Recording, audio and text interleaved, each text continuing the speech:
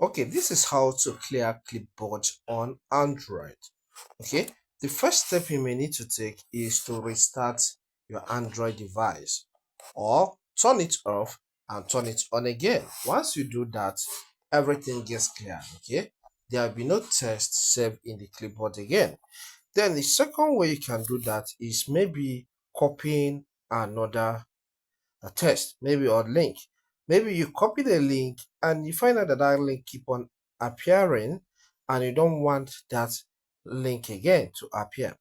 Okay, you can go and copy another link, or maybe you open the notepad of your Android. So when you open the note app, all right, the notepad, then you can just type a text. All right, so when after typing the text you can just copy the text. Let me highlight this and click on copy. So when I do this, it will replace the previous copied link or text that is active on the Android clipboard. If this guide helps, consider subscribing, leave a comment and hit the like button. Thank you and see you some other time.